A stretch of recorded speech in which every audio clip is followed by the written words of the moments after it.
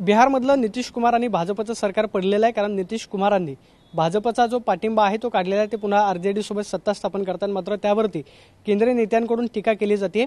भाजपचेच खासदार असलेले सुशील मोदी यांनी एक वक्तव्य केलं की जो भाजपसोबत धोका देतो त्याला आम्ही त्याच पद्धतीचे परिणाम जे आहेत ते पुढच्या काळामध्ये भोगावे लागतात. अशा पद्धतीचे स्पष्ट निर्देश जे आहेत ते खरं तर सुशील मोदी यांनी दिलेले आहेत. आपल्याबरोबर शिवसेनेचे खासदार प्रियंका चतुर्वेदी जी आहेत. मैम, हम देख रहे हैं कि सुशील मोदी जी कह रहे हैं जो भाजपा को धोखा देते हैं और उसको उनका परिणाम जो है वो भुगतना पड़ता है. शिवसेना का क्या हाल हुआ है आप देखते, उन्होंने वैसे स्टेटमेंट किया. उस आदमी का मैं क्या जवाब दूं जो खुद ना घर के रहे ना घाट के रहे, हमेशा for ever waiting deputy chief minister Bihar के रहे, फिर उन्हीं की पार्टी ने उनको उठाकर मेंबर ऑफ पार्लियामेंट बना दिया ये कहकर कि उनको मंत्री पद दिया जाएगा.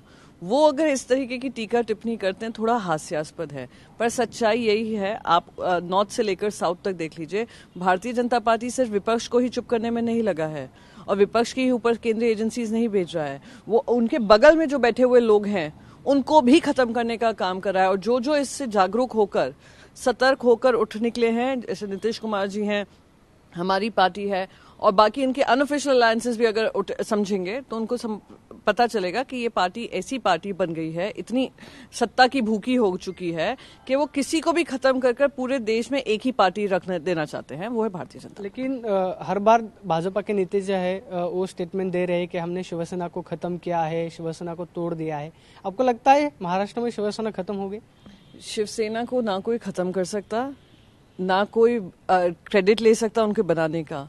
शिवसेना को महाराष्ट्र की जनता ने बनाया, मराठी मानुस ने हमें आगे बढ़ाया और उन्हीं की बातों को रखकर आज शिवसेना आगे बढ़ी है.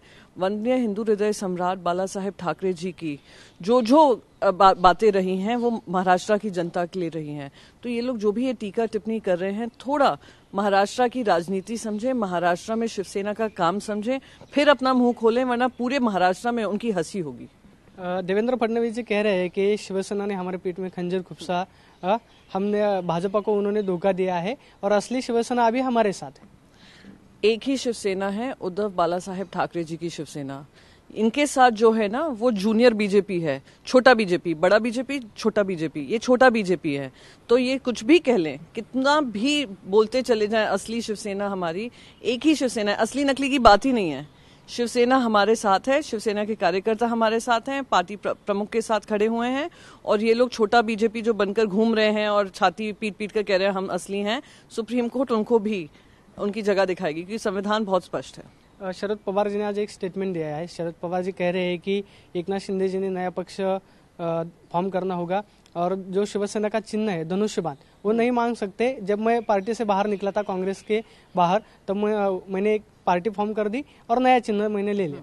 बिल्कुल, पार्टी 10th शेड्यूल बहुत स्पष्ट है. अगर आपके पास 2/3 MLAs भी हैं, आपके पास अगर आप MPs भी कह रहे हैं आपके पास हैं, तो आपको एक अलग गठ बनाना पड़ेगा. ये 40 और 12 लोग ये नहीं निर्णय ले सकते कि शिवसेना उनकी हो गई. शिवसेना एक राजनीतिक पक्ष है और कौन उसके पक्ष प्रमुख रहेगा वो निर्णय पार्टी के सारे मेंबर्स करेंगे. ये 40 और 12 लोग मिलकर नहीं कर लेंगे. तो वो सही कह रहे हैं. 10th शेड्यूल भी बहुत क्लियर है कि 2/3 होते भी हैं, उनको किसी और पार्टी में मर्ज करना पड़ेगा. और मैं तो कहती हूँ बड़ा बीजेपी छोटा बीजेपी का अंतर खत्म करें, बीजेपी में ही शामिल हो जाएं. और साथ ही साथ अगर उनको अलग रहना है तो अलग पार्टी बनानी पड़ेगी, अलग चुनाव चिन्ह होगा और उसके चुनाव चिन्ह पे ये लोग जीत कर दिखा दें. संजय राठौड़ का मंत्रिमंडल में समावेश किया गया है, उसके ऊपर बहुत टीका टिप्पणी हो रही है. एक बात सामने आ रही है कि एकनाथ शिंदे जी के बैठक में ऐसी चर्चा हुई कि मैं जब मुख्यमंत्री होता तो मैं रेजिग्नेशन नहीं ले लेता.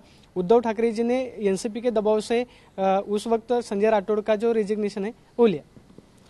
उन पे जो आरोप लगाए थे एनसीपी ने नहीं लगाए थे, भारतीय जनता पार्टी ने लगाए थे. चित्रा वाघ जी आपको भी याद है, मुझको भी याद है, मुझे किरीट सुमैया जी भी ये बड़े बड़े वीडियोस बनाते, अरेस्ट हिम करते रहते थे. और देवेंद्र फडणवीस जी नैतिकता का पाठ रोज आकर पढ़ाते थे. तो हमने नैतिकता दिखाई. अगर किसी पे आरोप लगा, इन्वेस्टिगेशन होना है, हर मंत्री हो, मुख्यमंत्री रहे हो, उन्होंने सबने कहा कि अगर कोई इल्जाम लगता है या कुछ ऐसी इन्वेस्टिगेशन होती है तो हम मंत्री पद से स्टेप डाउन करेंगे. उसके अंतर्गत हमने स्टेप डाउन कराया. आपने तो अपनी अनैतिकता दिखाई कि जिसपे आपने गंभीर आरोप लगाए, सबसे पहले मंत्री पद का विस्तार जब हुआ, मंत्रियों का विस्तार जब हुआ, तो आपने उनको पहले रखा। मैं तो कहती हूँ यहीं पे क्यों रोक रहे हैं एकनाथ शिंदे जी?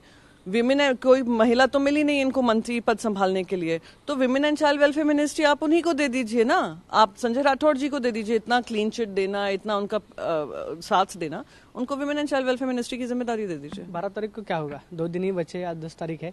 12 तारीख को कोर्ट में सुनवाई होने जा रही है। महाराष्ट्र की सरकार गिरेगी। आपण पाहतोय की प्रियंका चतुर्वेदी सांगतायत की असली आणि नकली शिवसेना याच्यामध्ये कोणताही फरक नाहीये।